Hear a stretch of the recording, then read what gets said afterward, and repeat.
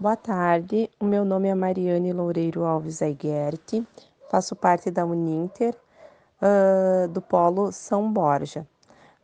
Vou apresentar a vocês um portfólio falando sobre a cultura surda. Vou abordar pontos a respeito da trajetória da língua de sinais no mundo, como ela surgiu, quando e por onde se difundiu. Uma das primeiras formas de expressão humana se deu graças aos gestos e às palavras, permitindo a comunicação interpessoal. Os gestos especificamente ganharam significado que foram transmitidos de gerações posteriores, tornando-se assim uma das primeiras heranças culturais. Foi o abade francês Charles Michel, na metade do século XVIII, ele desenvolveu um sistema de sinais para alfabetizar crianças surdas. Serviu de base para o método usado até hoje. Na época, as crianças surdas não eram alfabetizadas. O abade fundou em 1955 a primeira escola para surdos, ensinando o alfabeto a seus alunos com gestos manuais, descrevendo letra por letra. Esse método foi então aperfeiçoado ao longo dos séculos, nos vários países onde foi habitado. Em 1956, o conde francês Ernest Haut, que era surdo, trouxe ao Brasil a língua de sinais francesa. Em 1966, o médico Orin Cornet deu uma importante contribuição a essa língua, unindo a utilização dos sinais com a leitura labial. Hoje, cada país tem sua própria língua de sinais para surdos. Todas elas derivam do alfabeto manual francês, mas pode apresentar pequenas variações em funções da gramática local. Aborde aqui pontos a respeito da trajetória histórica da língua brasileira de sinais, como e onde surgiu a Libras. Língua brasileira de sinais foi introduzida pelo francês Ernest Houet, que a convite de Dom Pedro II, no Brasil em 1857, com a missão de fundar a primeira escola brasileira para surdos. Essa escola funciona até os dias atuais com o nome de Instituto Nacional de Educação de Surdos. A Libra só foi reconhecida por lei como língua no Brasil em 2002.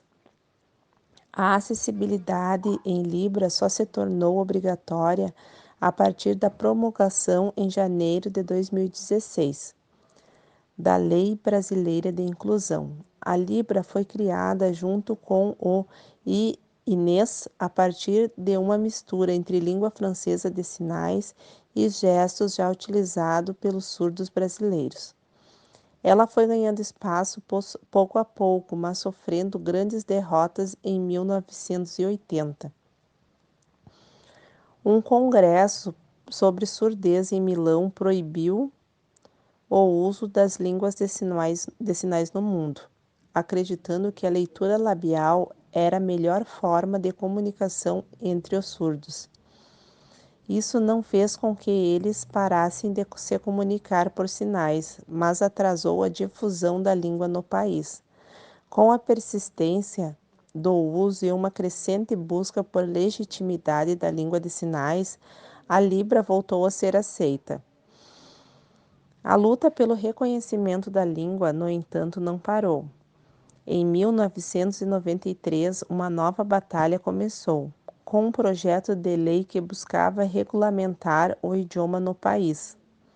Quase 10 anos depois, em 2002, a língua brasileira de sinais foi finalmente reconhecida como língua brasileira. Cultura surda.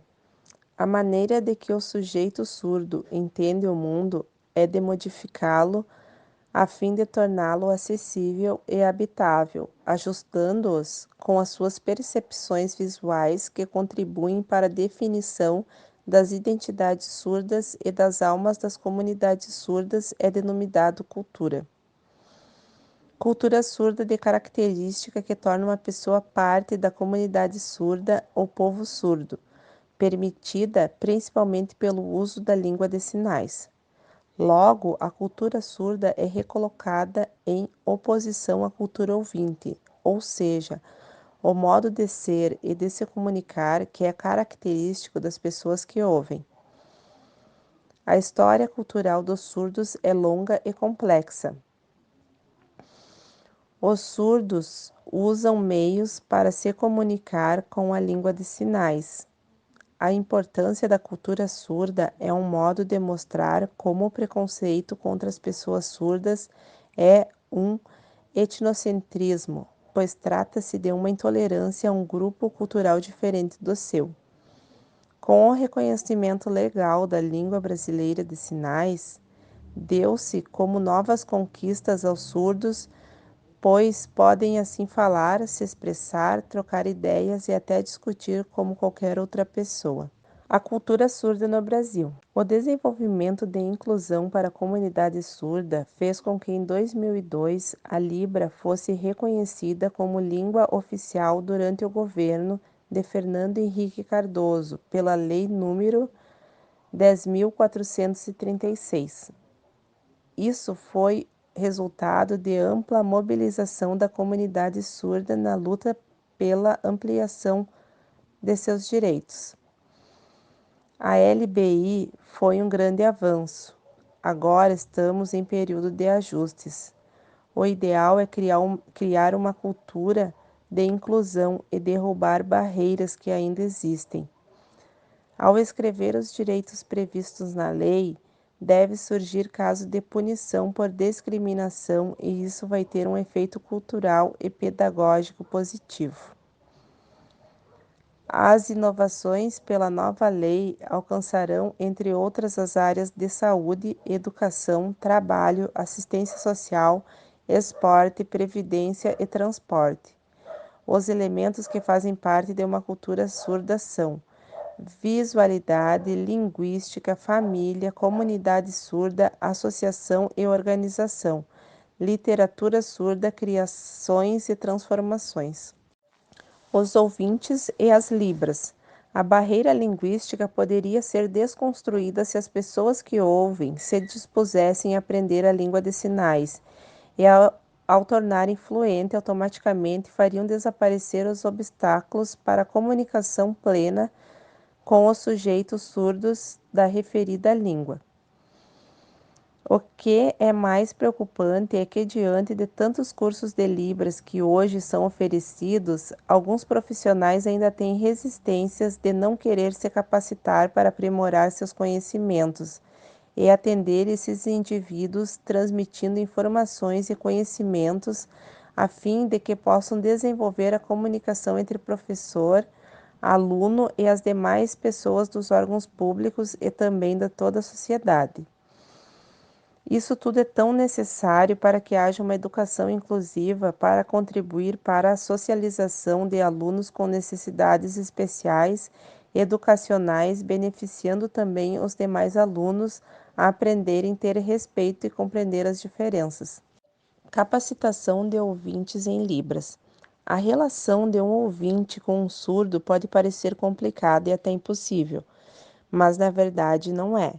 Uma troca afetiva e espontânea pode ocorrer dependendo da sua disposição de acolher e entender esse cidadão que não escuta, mas se comunica das mais diversas maneiras.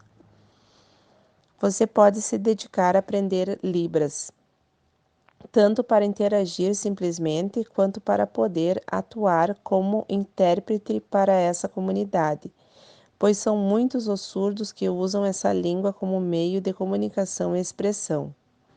Curso online.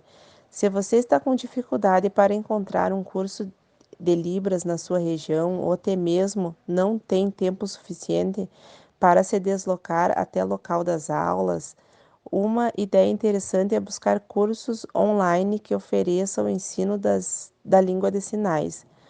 O Ministério da Educação selecionou 178 instituições entre as 683 que participaram de setembro a novembro de 2015 da chamada pública destinada a identificar, reconhecer e mapear iniciativas educacionais inovadoras na educação básica desenvolvidas em escolas públicas e particulares em organizações não governamentais em todo o país.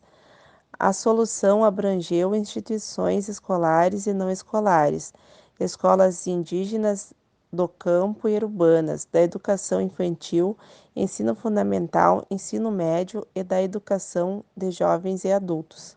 Capacitação de ouvintes em Libras. Outro destaque em pioneirismo do Instituto foi o lançamento, em 24 de abril de 2013, na primeira Web TV em Libras, com legendas e locução em língua portuguesa. A inovação é resultado de uma parceria com a Associação de Comunicação Educativa, a SERP, na web 24 horas por dia e em aplicativo para celulares, tablets e televisões conectadas à internet, e um pacote de informações, cultura, entretenimento, esporte, documentários, desenhos animados, tecnologia, aulas de Libras, revistas eletrônicas, filmes com legendas descritivas e um talk show em Libras.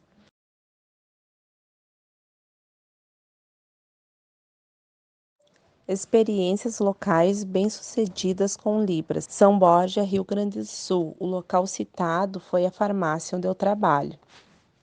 Seria a farmácia São João, né? Eu trabalho em uma farmácia que entra na lei que estabelece que empresas com 100 ou mais empregados preenchem uma parcela de seus cargos com pessoas com deficiência. Alguns dias atrás, entrou uma menina surda para fazer uma entrevista de emprego e levou uma intérprete junto. Dessa forma, perguntei à intérprete se, caso ela fosse contratada, como fariam para facilitar a nossa comunicação.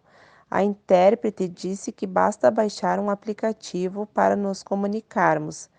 Então, na nossa cidade existe intérprete de apoio para facilitar a comunicação entre surdos e ouvintes. Libras e cultura surda. O que pode ser feito em nosso polo? Aplicativos que auxiliariam ouvintes que não sabem a língua de sinais na comunicação com surdos, como se fosse um tradutor que pudéssemos recorrer quando não entendêssemos. Utilizar plataformas que ajudam na interação entre surdos e ouvintes. Realizar programas, campanhas e causas sociais nesse sentido. Estimular interações entre os dois grupos de ouvintes e portadores de deficiência auditiva. Promover empatia, como com palestras e cursos. Trabalhar com a conscientização de todos.